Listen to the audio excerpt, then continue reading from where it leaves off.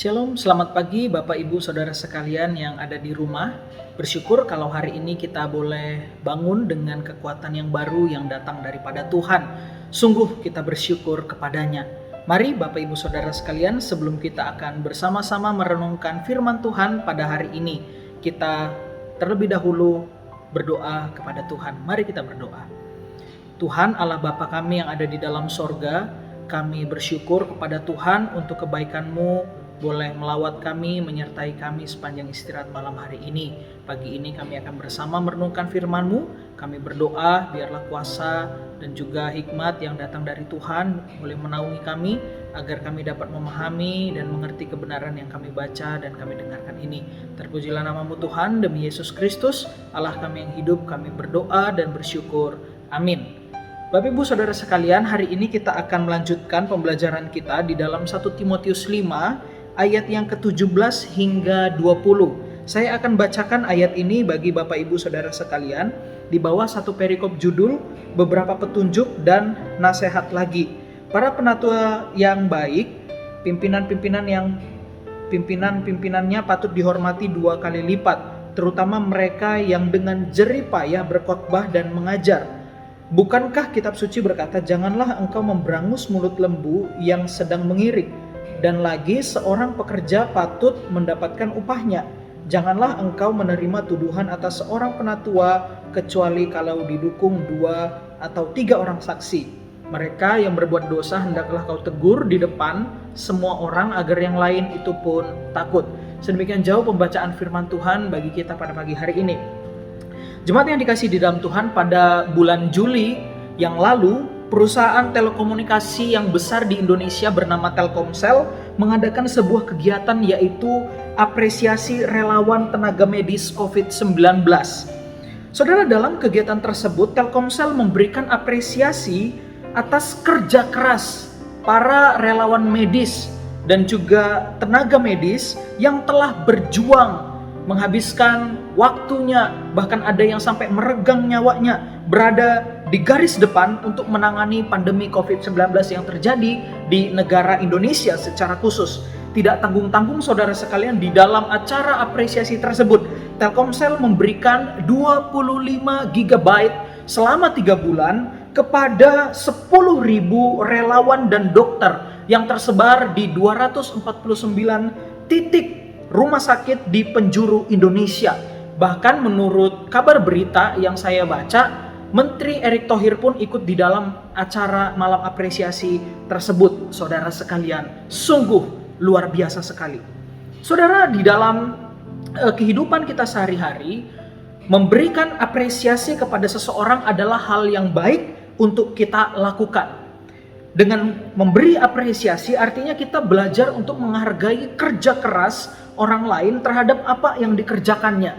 Seseorang yang belajar ilmu manajemen pasti juga tahu betapa pentingnya apresiasi di dalam atmosfer sebuah pekerjaan.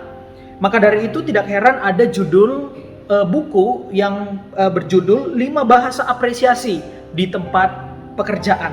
Pada intinya saudara sekalian, apresiasi adalah hal yang berdampak baik buat orang yang mengatakannya dan orang yang menerima apresiasi itu sendiri. Bagaimana dengan gereja saudara sekalian, jika kita bisa bertanya pada pagi hari ini? Beberapa dari kita mungkin setuju bila dikatakan bahwa gereja adalah sebuah tempat di mana kalimat membangun dan kalimat apresiasi itu dikumandangkan, bukan? Ya, jelaslah. Alkitab pun mengatakan hal yang demikian di dalam Efesus 4 ayat 29 saudara sekalian. Alkitab menghimbau setiap umat percaya, menghimbau kita untuk menggunakan kata-kata yang membangun kepada sesama, bukan untuk menghancurkan. Itu benar saudara. Tetapi tak jarang kita temukan fakta bahwa justru di dalam komunitas umat percaya ditemukan kata-kata yang tidak membangun saudara sekalian. Dan bahkan di dalam komunitas umat percaya itu ada kata-kata yang minim sekali apresiasi atau pujian, rasa terima kasih kepada sesama rekan yang ada di dalam komunitas tersebut. Dan saudara sekalian, ketika budaya apresiasi hilang, maka yang timbul hanyalah kritikan dan tuntutan yang tidak akan pernah ada habisnya. Saya pribadi bukannya anti kritik saudara sekalian, tetapi penekanannya adalah kehidupan kritik dan apresiasi yang tidak seimbang justru akan membuat atmosfer pelayanan di sebuah gereja akan menjadi sulit dan bahkan hancur jika itu dibiarkan terus-menerus saudara sekalian. Saudara, jika kita melihat konteks di dalam paragraf atau ayat yang sudah kita baca, ketika kita melihat garis besar kitab Timotius, maka bagian yang kita baca ini termasuk di dalam sebuah bagian di mana sebenarnya Paulus sedang memberikan arahan tentang pelayanan kepada anak rohaninya, yakni Timotius. Saudara bisa baca di dalam 1 Timotius 4 mulai dari ayat yang ke-6 hingga pasal 6 ayat yang ke-19. Paulus memberikan arahan dalam hal kehidupan pribadi Timotius dan juga hubungan dia terhadap orang-orang yang ada di dalam gereja. 1 Timotius 5 ayat yang pertama sampai dengan pasal 6 ayat yang ke-19. Hubungan dengan orang-orang tua dan juga orang-orang muda. Ayat yang pertama pasal 5. Hubungan dengan orang perempuan yang tua dengan perempuan yang muda. Ayat yang kedua, para janda ayat 3 sampai 16. Budak-budak di dalam gereja pasal 6 ayat 1 sampai yang kedua. Guru-guru palsu di pasal 6 ayat 3 sampai 10. Dan bagian yang kita baca secara spesifik berbicara tentang relasi atau hubungan dengan para penatua dan calon penatua di dalam gereja itu sendiri. Ayat yang ke-17 hingga 25. Saudara yang dikasih dalam Tuhan, kata penatua di dalam bagian ini saya lebih suka terjemahkan sebagai para pemimpin gereja. Jadi di dalam hal ini para pemimpin itu dapat diaplikasikan kepada para gembala, kepada rohaniwan, kepada para penatua, dan bahkan para pemimpin kelompok di dalam gereja itu sendiri, di dalam konteks masa kini, saudara. Paulus memberikan suatu bagian khusus, yakni untuk mengapresiasi para pemimpin yang telah berjuang untuk melayani di dalam gereja tersebut. Dan di dalam konteks Timotius ini adalah soal berkhotbah dan mengajar pelayanan mereka, saudara. Preaching dan juga teaching.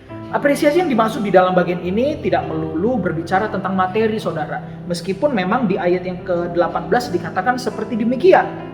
Tetapi apresiasi tak harus berupa materi, tetapi juga sebuah sikap hormat di mana jemaat yang dilayani itu memberikan satu rasa hormat kepada pemimpin yang sudah berjuang dan berlelah di dalam pelayanan gerejawi.